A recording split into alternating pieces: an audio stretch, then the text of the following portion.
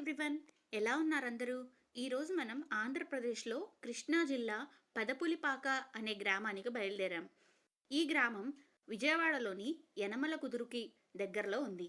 కృష్ణా నదీ తీరంలో వేంచేసి ఉన్న శ్రీ విజయరాజరాజేశ్వరి అమ్మవారి గుడి దర్శించడానికి మనం బయలుదేరాం. దేశంలో ఎక్కడా లేని విధంగా అక్షరాలకు విగ్రహ రూపం మనం ఈ గుళ్ళో చూడొచ్చు. అలాగే అమ్మవారి శిరస్సుపై శివలింగాకారం కూడా ఇక్కడ దర్శనమిస్తుంది. ఈ దేవాలయం పట్టణ కాలుష్యానికి దూరంగా చక్కని పల్లెటూరి వాతావరణంలో నెలకొని ఉంది. దీనిని దర్శించినప్పుడు మనసుకి ఎంతో ప్రశాంతంగా, వాతావరణం ఎంతో ఆహ్లాదకరంగా అనిపించింది. ఈ దేవాలయంలో విఘ్నాలను తొలగించి విజయాలను చేకూర్చే విజయ గణపతి, అష్టైశ్వర్యాలను ప్రసాదించే విజయలక్ష్మి, జ్ఞానాన్ని ప్రసాదించే విజయ సరస్వతి, కార్యసిద్ధిని ప్రసాదించే విజయ ఆంజనేయ స్వామి దేవాలయాలను దర్శించుకోవచ్చు. ఈ దేవాలయంలో 4 వేదాలకు ప్రతీకగా 4 ఎత్తైన రాజగోపురాలు నలుదిశలా మనకు స్వాగతం పలుకుతాయి. ఆలయం లోపలి భాగంలో అష్టాదశ శక్తిపీఠాలలోని దేవతా విగ్రహాలు, నవదుర్గల విగ్రహాలు, దశావతారాల విగ్రహాలు, విజయలక్ష్మి, దశమహావిద్యలు, ఆంజనేయ స్వామి దర్శనమిస్తారు.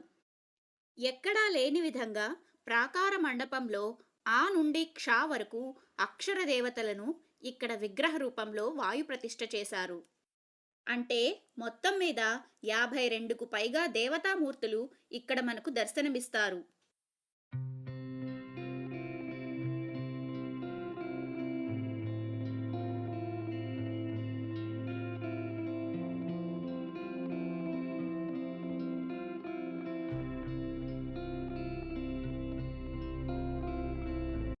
ఈ ఆలయంలో మరో ప్రత్యేకత ఉంది.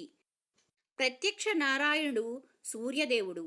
సూర్యోదయ సమయంలో ఈ ఆలయం నందు కొలువై ఉన్న గణపతి పాదాలను మొట్టమొదటిగా సూర్యకిరణాలు తాకుతాయి. నెమ్మదిగా విగ్రహ పైభాగం వరకు సూర్యకిరణాలు వ్యాపిస్తాయి. ఇక్కడ కొలువై ఉన్న దేవతలందరికీ ముందు విజయ అనే పదం కనబడుతుంది.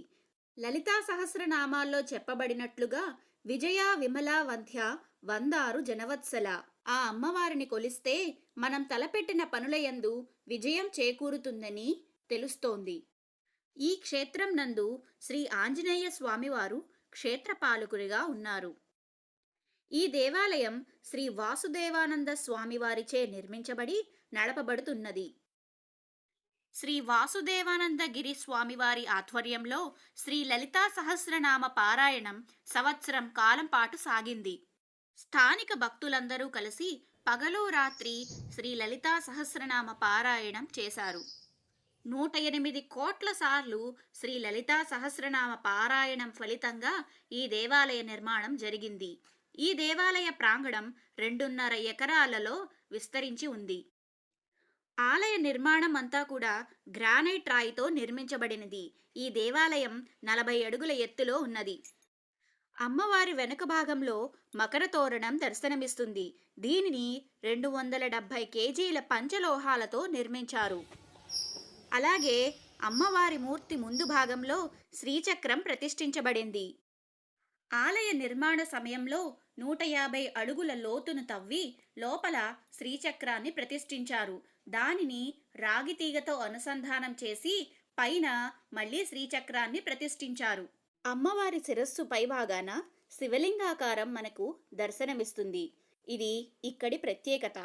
తలపై కొలువున్న పరమేశ్వరుని కోసం సోమవారం నాడు, అలాగే అమ్మవారి కోసం శుక్రవారం నాడు ఇక్కడ అభిషేక కార్యక్రమం నిర్వహిస్తారు. శ్రీ వాసుదేవానంద స్వామిజీ గారి చేత నిర్మించబడిందండి. ఆయన్నే రన్ చేస్తున్నారు అనమాట.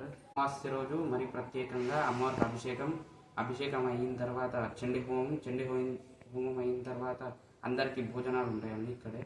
మళ్ళీ ఈవినింగ్ ఓపెన్ చేసిన తర్వాత పల్లకి సేవ, ఊరేగింపు సేవ, పౌలింపు సేవ ఉంటుందండి అమావాస్య రోజు. ఈ ఆలయం నందే శ్రీ పరమేశ్వరుని ఆలయం కూడా నిర్మింపజేశారు. 18 ఇంచుల ఎత్తు కలిగిన స్ఫటికలింగాన్ని వాయు ప్రతిష్ఠ చేశారు. మాస శివరాత్రి మరియు ఆరుద్ర నక్షత్రం నందు ఇక్కడ కొలువై ఉన్న స్వామివారికి రుద్రాభిషేకం నిర్వహిస్తారు. అమావాస్య నాడు అమ్మవారికి 1,00,000 పుష్పాలతో అభిషేకం, 1,00,000 దీపోత్సవం, అనంతరం చండీ హోమం, మధ్యాహ్నం భక్తులకు అన్నదాన కార్యక్రమం నిర్వహించబడుతున్నాయి. సాయంత్రం అమ్మవారికి పల్లకీ సేవ, ఊరేగింపు సేవ మరియు పవళింప సేవ కూడా నిర్వహిస్తున్నారు.